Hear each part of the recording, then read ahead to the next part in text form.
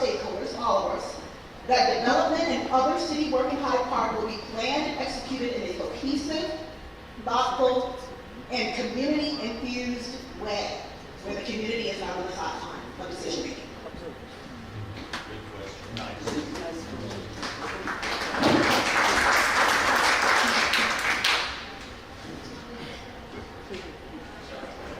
It's hard to keep track. Where's my time going? Thank you. No. Thank you. Trying to scroll through.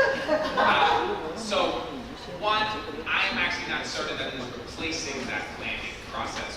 What they're trying to do is to jumpstart development of corridors like that Hyde Park Ave corridor from Reedville to Curly Square. Personally, that's something I think is a positive to try and bring more investment into those kinds of places. They're also looking at Mattapan and citywide, it's not just here. But it's not meant to serve as a replacement of those plans. My major issue with the plan Mattapan, there was a plan Rosendale back in like 2008. There was a plan Boston or a plan Boston 2030.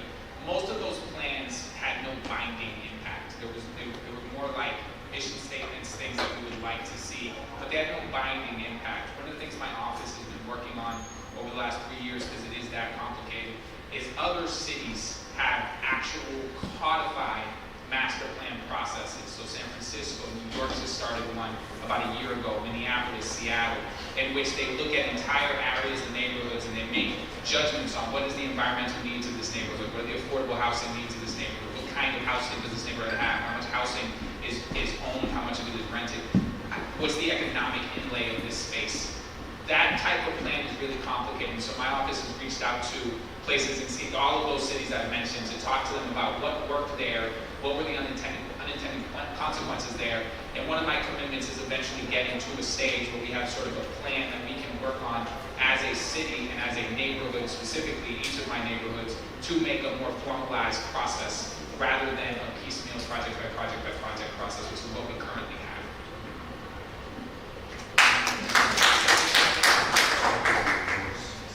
My concern about that approach is that we are attacking the character of Hyde Park. Hyde Park is one neighborhood. We cannot look at it street by street, because what happens is that one corridor of the neighborhood looks very different from the other side of the neighborhood. And when you do that, you take away the power of the civic groups, of the impact groups, of the main streets, because it doesn't give them a say anymore of what they want the neighborhood to look like. So I believe that if we are going to do it the right way, we need to make sure that we're including the Hyde Park main streets in the conversations, the Hyde Park neighborhood associations, the River Street Association, the West Fairmont Neighborhood Association, because they all have a say in what this neighborhood looks like and what they need. Because my fear is that as we continue to develop, we're going to push those that have been here for 100 years, for 70 years. It's scary, because as I'm out there and talking to people, they're leaving one by one. And we need to ensure that we are protecting the people that have lived in this neighborhood for generations before we do something like that.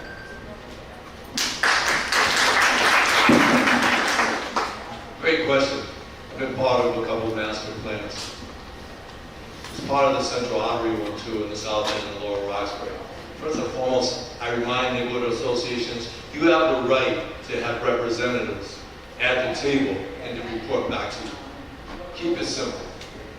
You need to be a true partner in this. If you have a master plan, then we should walk around the city and see what works in other places and see what applies. I heard about speed bumps. I don't like speed bumps. They're ugly after a while, they're difficult to maintain, but I do love raised crossing areas. Over on Elmwell Street in Dorchester, I advocated, we got those. Why did we get those? Because the people did the research along with me. They increased housing in their area. As a team, as partners who represented two organizations, they did it the right way. So it's not a master plan if it's not inclusive of everybody.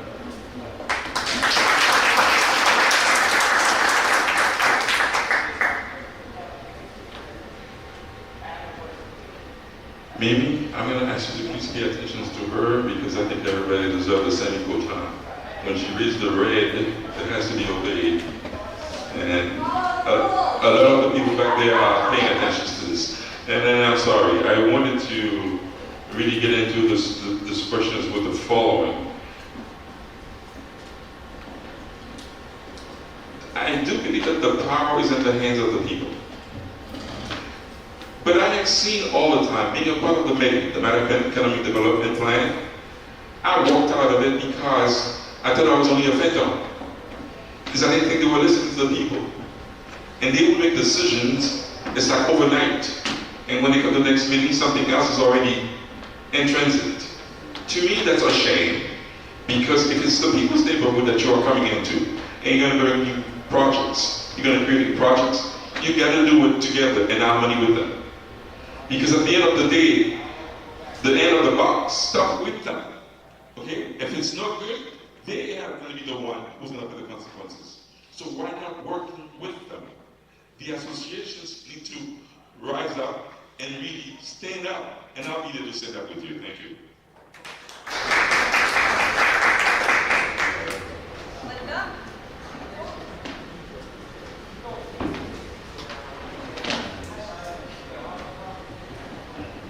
And I also just wanted to recognize Clifton Braithwaite, who is here, who's running for the Athletics.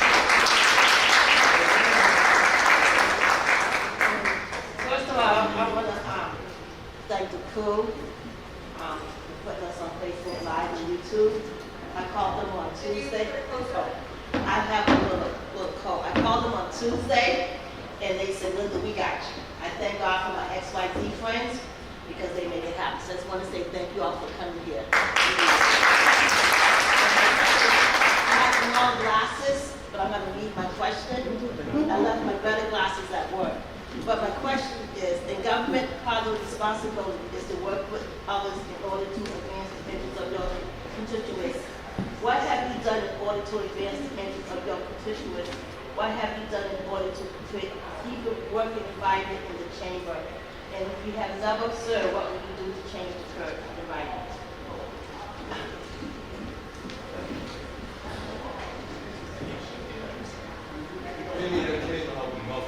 You want me to read it again? Oh, I'm sorry, I can read it again.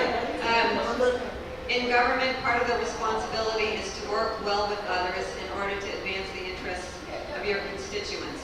What have you done in order to advance the interests of your constituents? And what have you done in order to create a cohesive working environment in the city council chambers? And if you've never served, what will you do to change the current environment? And we're starting with Enrique. Linda, thank you so much for that question. Since the age of 16, I've been working and interning for local government or nonprofits around the state. And one of the things that really I'm very proud of is when I was director of neighborhood services, I started the weekly neighborhood coffee hours. And what that really did for the community is that it allowed us to leave City Hall and enter the neighborhoods and give the residents an opportunity to meet us where they are instead of making everyone come to City Hall. And what we realized after that is that we started to get more feedback on what the residents actually need. And my liaisons at the time, they were able to speak to me and say, Enrique, we need to do X, Y, and Z in Roslyn, in Hyde Park, in Mattapan. And they weren't getting that via emails because people now felt comfortable enough to express what they were feeling. So as a district councilor, I'm ready to bring the service to the community and not having you go to City Hall to voice your concerns. That's what I'm ready to do.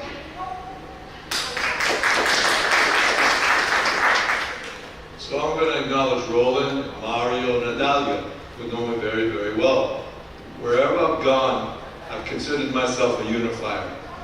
I get to know people's personalities. I get to know their characters. I learn to work with them. I'm also a Bostonian with a strong command presence. When you're wrong, I'm going to tell you. When you're right, I'm going to be right beside you. We talk about holding people accountable, right? I'm going to hold people accountable. I ask you, keep me honest, keep me straight. Remind me of what I just said now. That I went to some young people here where I said, if you want to please the people, you got to know the people. If you're going to be a mediator, you better learn how to do it right. But also know when to be a moderator and put your foot down.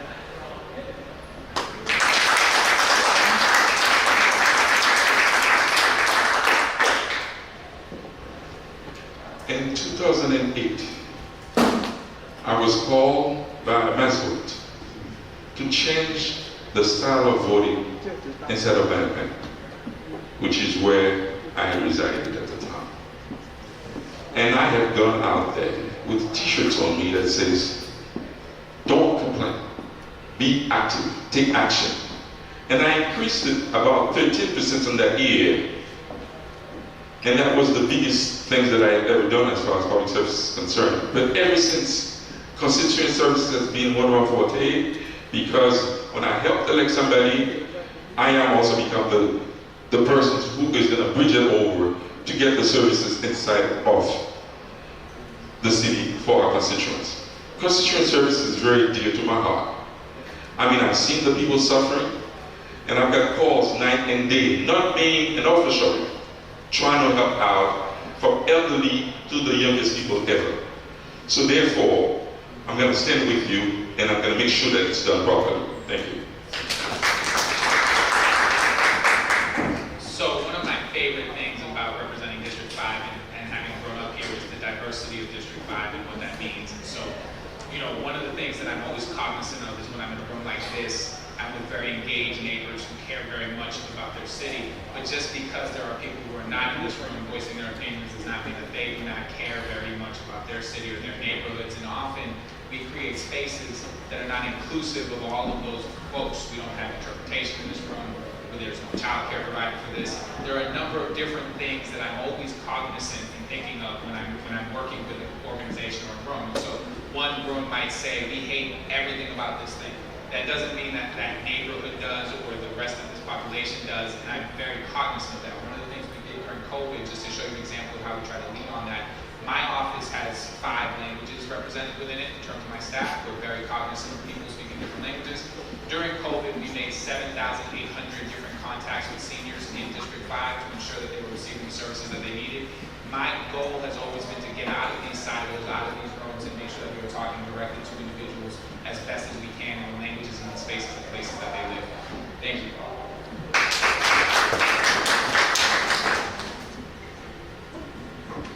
Okay, the last question from the floor is going to come from LJ, although she did do a question already. So, I'll call on you as part of the audience. Okay. So this question is regarding a topic that I began sounding around back in 2020 with my District 5 counselor and with my representative and senator. So I'll use New Hampshire as a touch point. The New Hampshire legislature investigated the health and environmental impact of man-made radiation from cell towers and wireless devices, and found it causes DNA damage, infertility, cancers, anxiety, depression, insomnia, and more. Posing to each of you, would you be willing to investigate and stand up to the powerful wireless industry, excluding tobacco, to demand safe technology through wired connections in our schools, homes, and communities?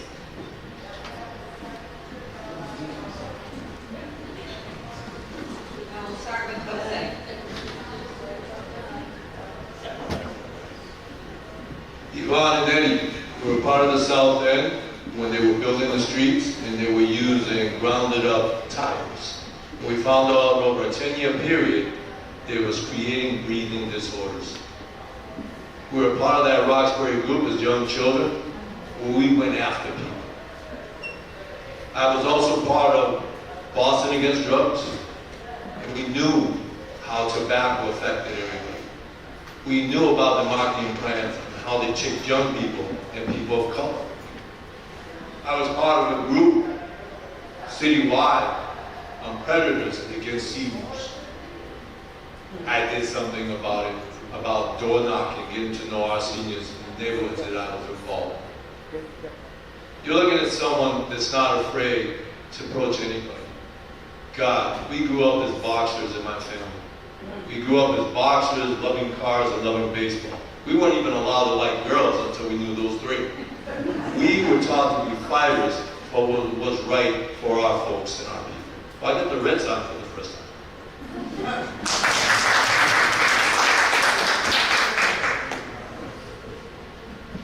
Around 2009, I was working for the Haitian American Public Health Initiatives. And as an outreach worker and also manager, the campaign as far as tobacco is concerned was very concerning to me. Because if you ever seen the pictures of a lawn, not from looking at it from the outside of it, you will see the damages that is being done. You're going to advise anyone not to pursue that route at all. Because it's ugly, it's disastrous, it's really killing people, for sure. It's so unfortunate most of the time, public officials are in cahoots together with big industries. And guess what? We are the ones paying the consequences. The blunt of it, we are.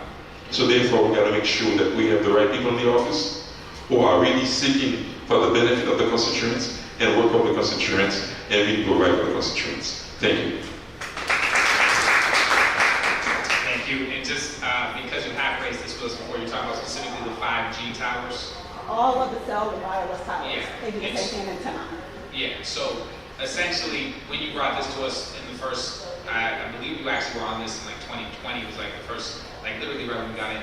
We looked into that with the city, and all of those towers and all of those postings are technically under federal authority. So the city has no control over where and when they place those in terms of the cell tower, the 5G sort of apparatus. One of the things, though, that I take very seriously is the health of our communities. We have a health deficit in Mattapan, Hyde Park, and Rosendale. One of the things that I was able to do in my council tenure is secure $2 million so that we can get a satellite community health center here in Hyde Park.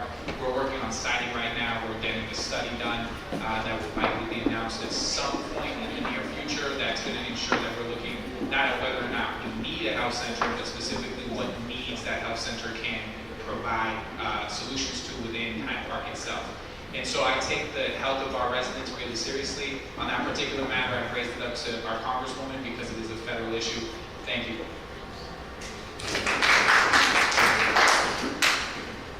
LJ, to be quite honest with you, that is a great question that I need to do a lot of research on before I give you a concrete answer. But what I will say, sorry about that. But what I will say is that the city actually does have control of those cells, about where cell towers go up. It's called the Public Improvement Commission. They vote on where Verizon does work in our streets. And it's up to the commission to decide if they grant that permission to Verizon to put up the cell towers. Now, do have to work with the federal government to ensure if or not that is the right thing to use going forward as we are entering the age of 5G, AI, and moving away from connected cables across our lines. What I will say also is that as a district councilor, the health of our residents is going to be my #1 priority. I grew up with asthma that was actually triggered by the emissions released by the Boston public school buses that were parked behind my housing. And I'm very glad that we're starting to electrify those buses. And as city councilor, I'll make sure that I take that into consideration to ensure that our health is #1 priority. Okay, we're going to start with the community questions now, and I'm actually going to go to Craig Martin because he shot his hand up and I ignored it. Do you want to use this, Craig?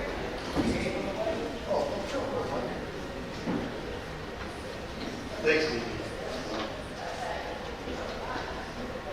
Yeah, I have a process question, which I tried to address for our neighborhood for years. I want to know if any of you might be interested in knowing. BPDA, aka VRA, has a process that they bring in one of their staff people to meet with the community.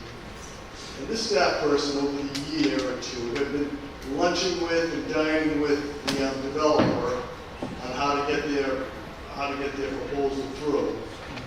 And so it's hard to consider that particular staff project manager, they call them, an advocate for the community. But it's what we have. Now, and this is the question I have, when it goes before the BRA board, the BPDA board, who are the judges? This is where the topic matters. Citizens are not allowed to participate in any manner. Only the developer is allowed to continue to charm the board with the goodness of their project. And the project manager, who again is not an advocate for the community. So the board never hears any testimony from that unless they read some of the letters that come in. They don't know how we feel about it. And I want to know if one of you might be interested in correcting this fairness, this unfairness, and actually let it be known, the process change, that the community, like they are with the zoning board of appeals, is allowed to testify at this hearing in front of the judges. And that would be a huge improvement. I appreciate that.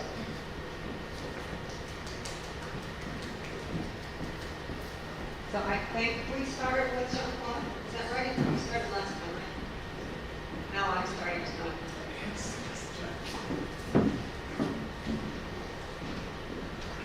George, if an advocate is being put forth to work together with you, and coming from the office of the mayor, and they are not really performing to their task, I do think that we can call upon that person or call upon the mayor's office to really operate some changes on that.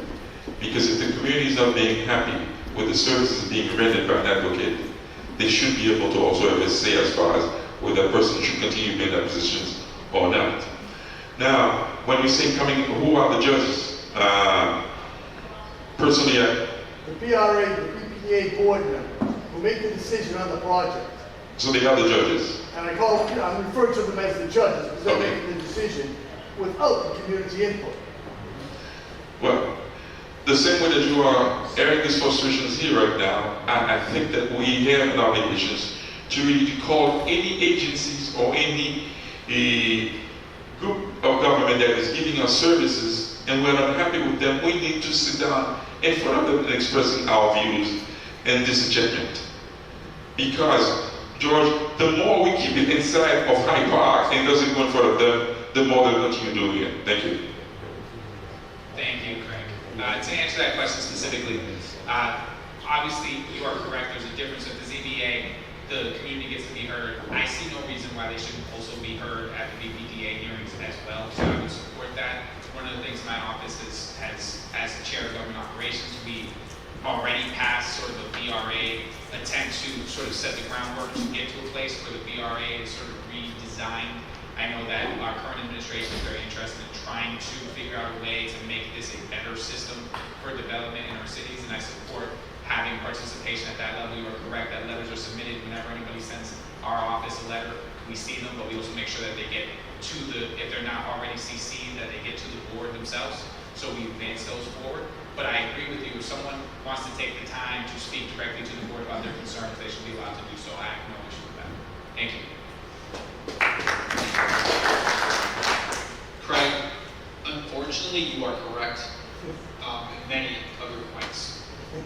When the development goes through the BPA process, it starts by the developer gives a proposal to them. Then they work through the design process and make sure that there's variances, they take care of that. What I realized in the past 2 years working for neighborhood services is that many times those concerns by the residents are not taken into consideration. Many times they're not heard at the board meetings. And it's true, developers do have those internal meetings with the BPDA to make sure that the developments are okay to pass the board. And what's scary, and I realize this, is that when a project does pass the BPDA board, 99.9% of the time it passes at the ZBA board. And that's an issue. And I'm glad that something that the mayor is actually doing at the moment is she's dividing planning and zoning in the BPDA. So that's the future of what it's going to look like. But I'm ready to hold her accountable to make sure that we're also ensuring that the community process is emphasized in the planning part of it. Because what's happening is that the residents' voices are being left out. That's my problem. Thank you, Craig, for that question. I'm going to simplify this a little bit more. You have liaisons from city departments that come to these meetings to report. They're not messengers. They still have to be a voice of the people from every neighborhood. And they know their role of bringing back information to City Hall. It doesn't matter if it's the BPDA or the Public Health Commission or anyone like that. The lines of communications have to be fair.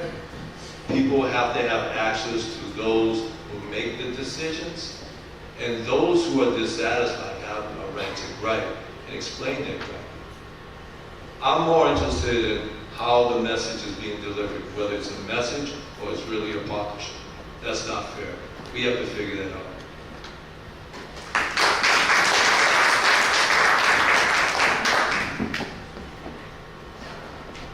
There's a lot of you, so I'm going to go to this gentleman right here, so I don't know him. My name is Terrence Williams, and there was a bunch of great questions here. But I just, first off, I'm going to say, God and the devil can't reside in the same house. So elected officials have to decide on which side are you on. And one of the questions that they're being asked is about housing and zoning. The gentleman asked a great question about the BPA over there. So why can't that not be the last stop? The city council chambers can be the last stop for developers to come in there and answer questions from this, from the community who the city councils represent, and say, okay, you know what? Now they have to ask their questions, and the final decisions come from the city council. So here we are. We have all these condos going up that are pushing folks who've been living here for years out of their communities, because if you buy a three-family house and you make it into condos, every apartment gets taxed along with that whole house. That's more taxes. So the question is, will you fight for the communities to stop these developers who don't live in the city of Boston, who are coming here, who are the only ones who can afford the houses, to stop building condos and to build affordable housing for the residents to stay here in the community?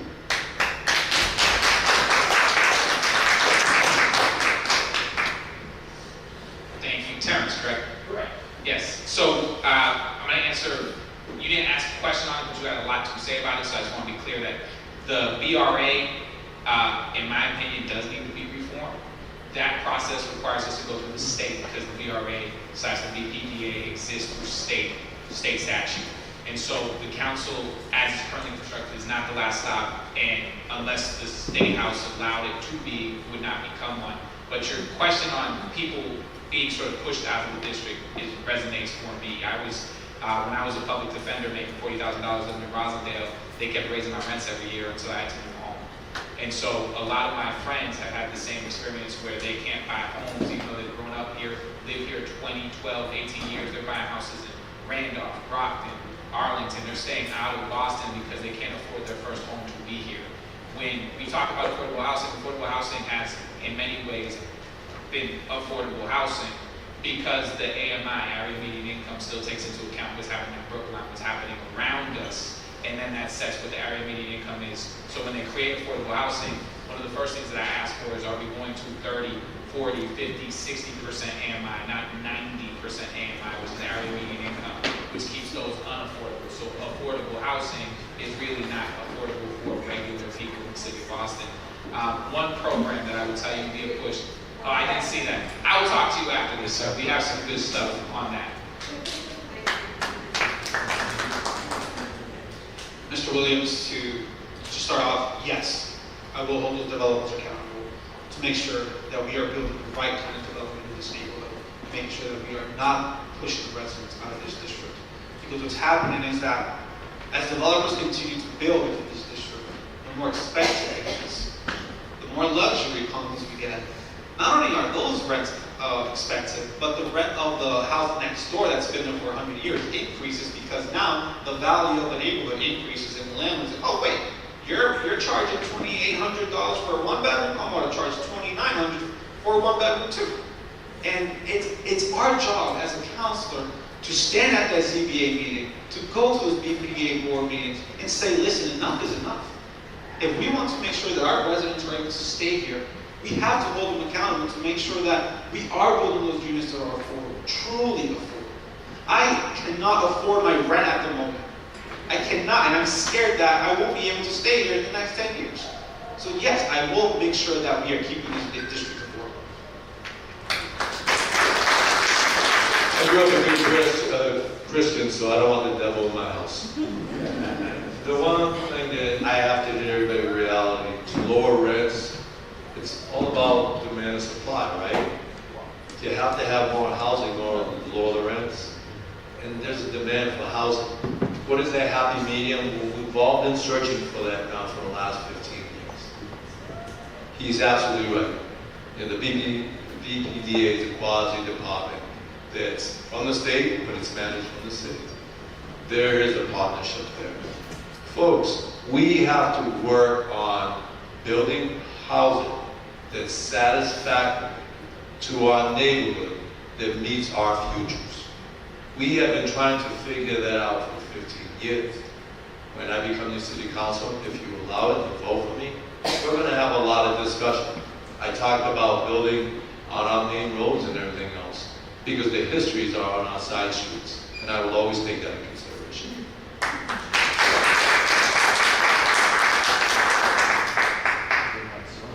Sir, the day that I was born, I understood that the two of them cannot live together. That is for sure. So it's either you go on one side or you're on the other side. And as for me, I'd like to be on the right side, because if you're on the right side all the time, chances of you scoring properly for the people is right. But you know what's so interesting? I understood that when it comes to local government, state government, and federal government, the officials at the lower rank don't have the power to make changes because it's coming from the upper. But what about going there on behalf of the people and also speaking with them as far as, here are my constituents that are suffering, here's what they are going through. Then I'd like for you to come in a meeting like this so you can hear it. It won't be just my voice, it'll be their voices. Expressing what the suffering is all about and how can we solve it together. Because we cannot have excuses all the time. We've got to be able to hold them accountable. Thank you. So there are a lot of people on the speakers list. I don't know if we're going to be able to get to everybody, but Lori Radman. Hi everybody. I'm Lori Radman. I'm from Rosendale, part of District 5. I've read your platforms, and they acknowledge the need for road changes. And Mr. Riggs, I did my research, and I sent each of you data that describes that the road changes in Rosendale Square are not treating all residents equitably and businesses equitably. I'll give you one very small example of all the data I sent you. The proposed metering in the square have residents in one area of Rosendale with 2-hour meters in front of their houses from 8 a.m. to 6 p.m. Monday through Saturday. That neighborhood is 50% BIPOC and 50% white. There are no meters for another area of resident that's 80 to 90% white. So as counselor, above and beyond using main streets, what efforts and means, choosing those words, will you use with the BTD, the Transportation Department, to ensure that everyone is treated fairly?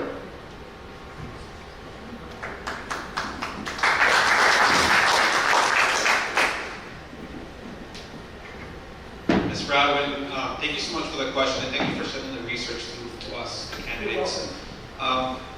That meter question that you bring up, I hate that idea.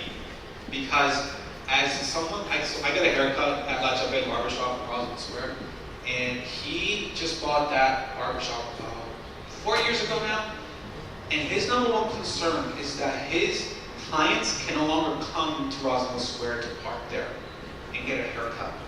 Because we're getting rid of parking spots. In front of his barber shop, they actually took away 4 parking spots and put a bus stop, which already existed two corners of it. 7 spaces. Correct.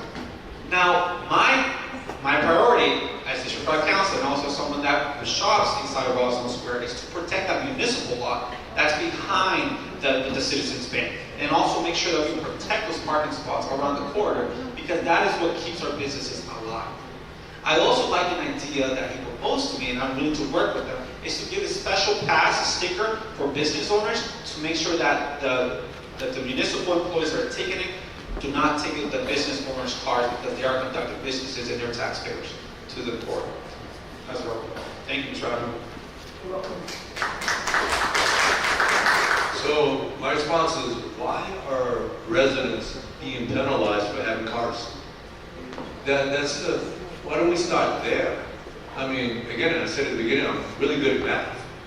But we also talk about promoting, advocating, supporting young entrepreneurs and small businesses who are the backbones of each community, right? How can you say you support them when you don't offer enough parking? We have to have the condition of them. Some of our folks really need to park close to these businesses, right? Because they need the delivery of services. And no one ever wants to carry 4 or 5 bags of groceries 6 blocks to their car. We got some work ahead of us. We really, really do. When one part is getting 90% and the other is getting 50-50, when in the world did that make any sense?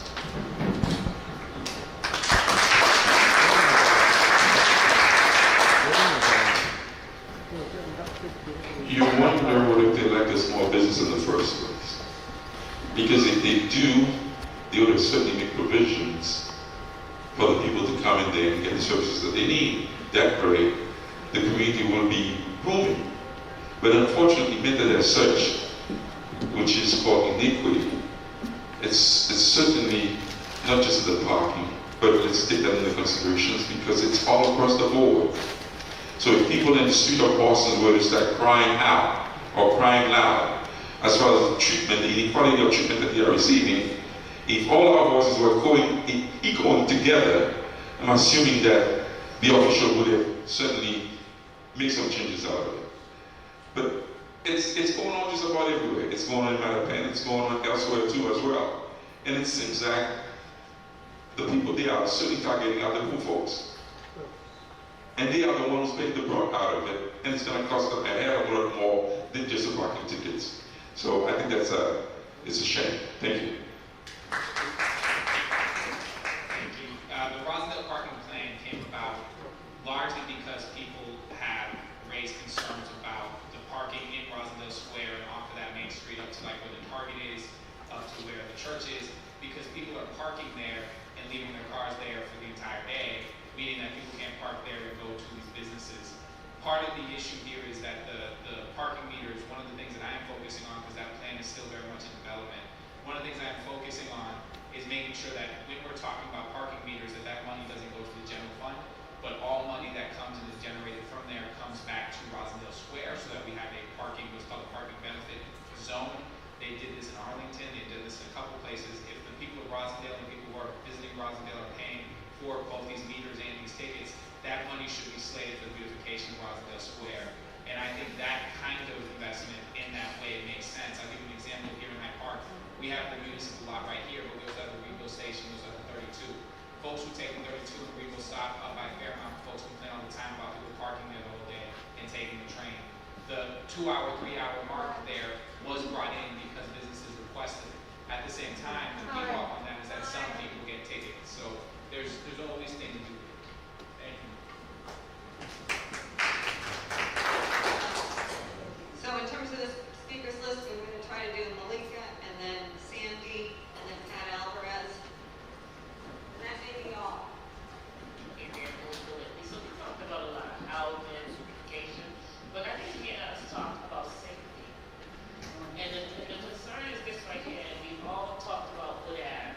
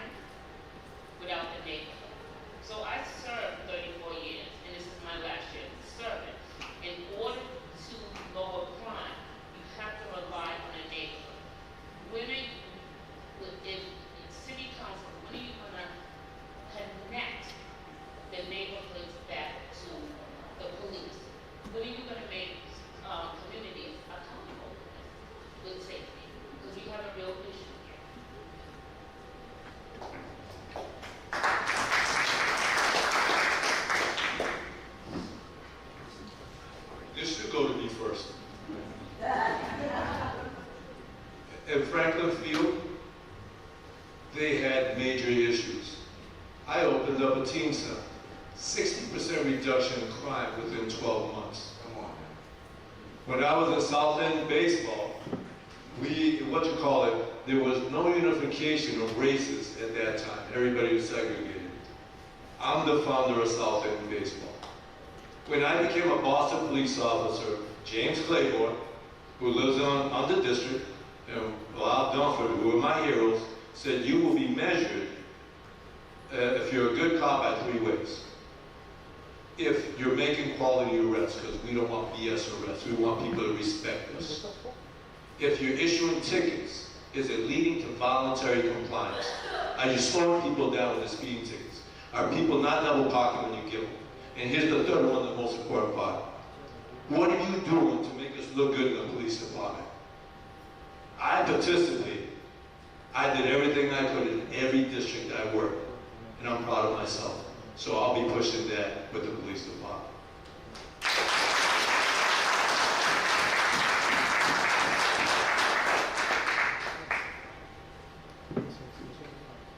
I have learned to understand that you got to sit down to solve issues.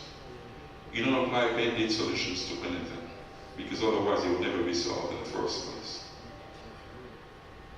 Within this community, I have seen so many issues that have come up, and sometimes when it's hard to get people around to sit down, you're definitely going to have to walk through them and tell them that this is important.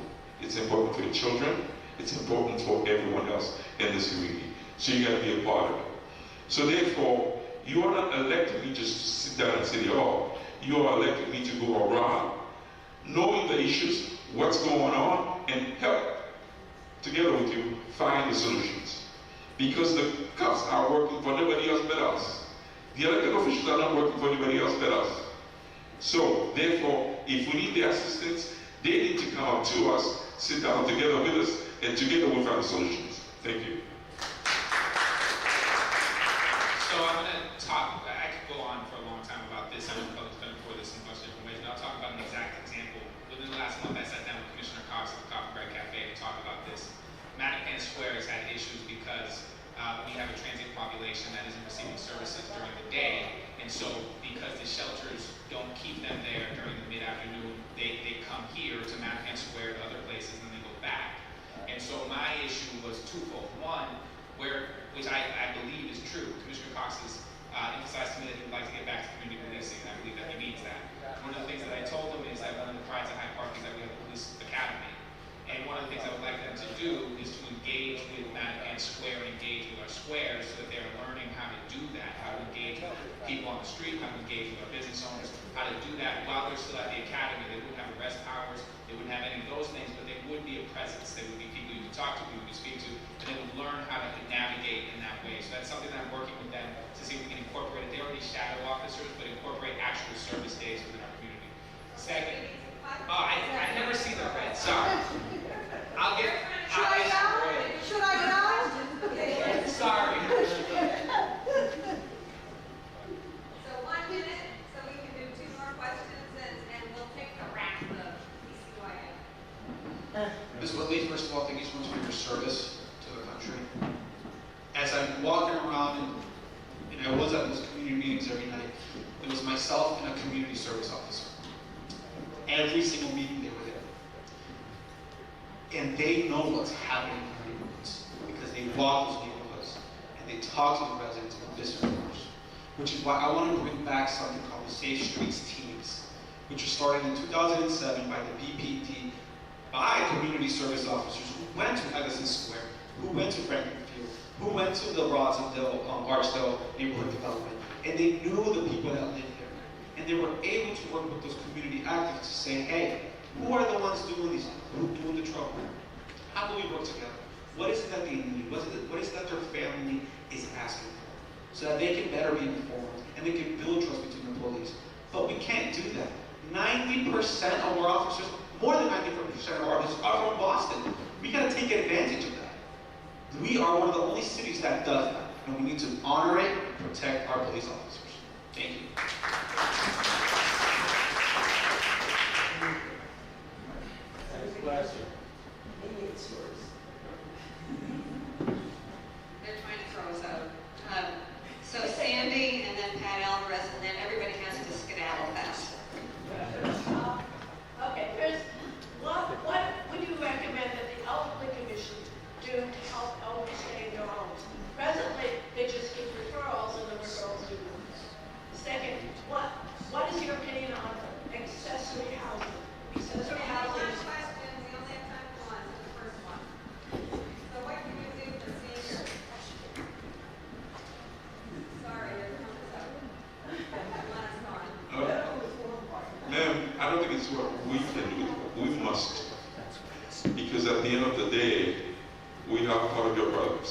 elected for, it's because of you that we are here. So your services should certainly be priorities, and your needs should certainly be priorities. There's no doubt about it. So I hate to hear that every time that seniors are having problems and nobody's really concerned to their needs, because they are among the most vulnerable in our society. So are the children. So if those two are not priorities to any elected officials to really work hard and upon solving their problems, I don't understand the value of being in this office. But that's the case. So you asked about helping seniors stay in their homes, which is like very important, because if you are a senior, you are very likely to purchase your homes like my mother did in 1981. The home that I grew up in here in Hyde Park was worth 500 times more now because of the way it's went. So the property taxes have increased, but not necessarily her own wealth. She's land rich, cash poor. Many of our seniors are, which means that many of them struggle to make rent, struggle to pay for their medicines, their hospital, whatever medication they may need, whatever food they may need, and their bills related to their property or to upkeep of their property. One of the programs I would like to make sure we're putting more money in is one that subsidizes and in some cases pays for our seniors to get home repairs, essential home repairs done. That's something that under Mayor Menino used to happen. I was talking to a senior the other day and they brought to my attention that now that program requires liens on homes, which I think is really bad. And I'm actually going to hold a hearing to discuss that because the city should not be in the business of putting liens on residents' homes, especially our seniors. And so increasing programming to those kinds of things that allow them to beautify and stay within their homes as they get older is really important to me. Sorry. Sandy, just today I received a call from a family member that was helping a 78-year-old to find a shelter because they've been evicted from their home. And that tore my heart up because I might have gotten one call, but I can only imagine how many times that's happened across the city. And what we need to do is protect the seniors of our homes, of our city. Because that's the generational wealth that this beautiful city has. It's making sure that we're helping them. Another fact is that southwestern Boston, West Roxbury, Rosendale, and Hyde Park does not have a senior center. Why is that? We need to make sure that we're holding the administration accountable to put some money, millions of dollars in the budget to build a senior center so that you can get resources there, so that you can know how the city services work, and they have a safe space to go to when they don't know where to find help. That's right. Charlie Shillingsworth, do a seniors ball, right? Over at B3, we know all our seniors. Folks in the room, 75% of us residents pay, property taxes of 25%. For the nonprofits, the college and university, it's only contributing 25%. Baltimore Police Department, they have senior response officers. We need to know what everybody does. H-Strong has a responsibility too. We should know our seniors. We should know what their needs are, whether it's regular visitations, whether it's financial assistance to keep them in their homes, whether it's finding people who make sure that they're healthy and fit. We really need a team effort on this and bring all the departments that have these services and abilities to help our seniors. That's it.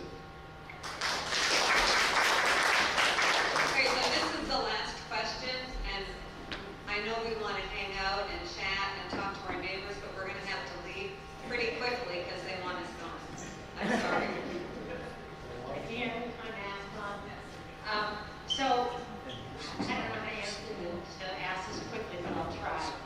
Climate scientists are telling us that mature tree canopy, mature woodlands, do more to protect us from climate change than reducing car and building emissions. We need a city council ordinance that's not about, we need street trees, but they do not do the same job. They cannot do the work of mature woodlands. We need a prohibition on cutting any remaining woodlands in the city, whether they're privately or publicly owned. I know the city council can do this, and we must do this. And I work for an agency that builds affordable and maintains affordable housing and does environmental protection work. And we have to stop this either-or mentality. It doesn't have to be housing or woodlands. It has to be both. And why not think about rent control, by the way, as another solution?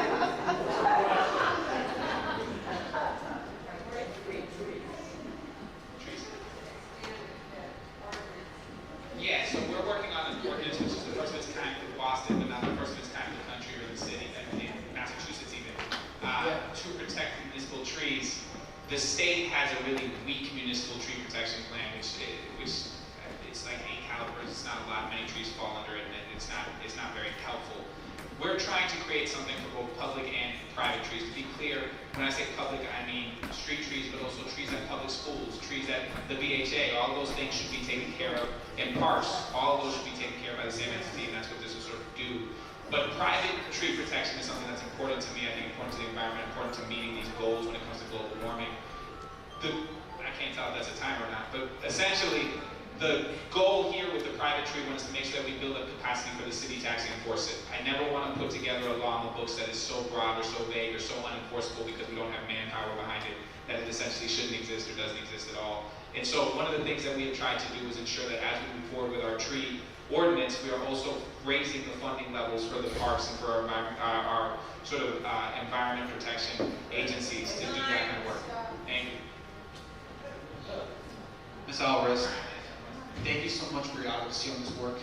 I know that your dedication to this, and I've said this before, protecting the Sharon Woods, protecting the Crane Ledge Woods is going to be one of my priorities. But it also means that your city council has to show up to those meetings that those interest groups hold at the Dell Street neighborhood. If you don't show up, how are we going to know what you're asking for? And I'm willing to show up every night to your community meetings and stand with you. That's the only way we're going to do it together. I'm your best example. I'm a member of the Appalachian Mountain Club for over 30 years. I learned how to prune and take care of trees. I learned how to even plant them. I wasn't talking about participating in meetings. I got dressed in my jeans and boots and brought teenagers out to plant trees. And they showed up 10 years later to make sure that they were thriving. I planted plane trees in the city so teenagers wouldn't ruin them because they were the correct trees. I taught people the Atlantis trees were weed trees and had to be removed and replaced with the proper trees. I'm your best example.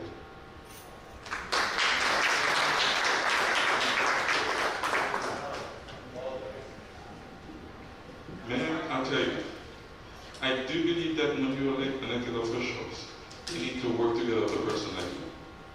Because we need to be educated to ourselves. We need to learn what is good for you and be able to go and fight for you in the sense. Okay? When you're discussing this whole issue about tree, well, I climb a few, but I don't know too much about them. I'll be honest with you. But however, I'll tell you one thing. If it's going to save Mother Nature, I'm going to be there with you. I'm going to fight with you. I'm going to learn from you. Thank you.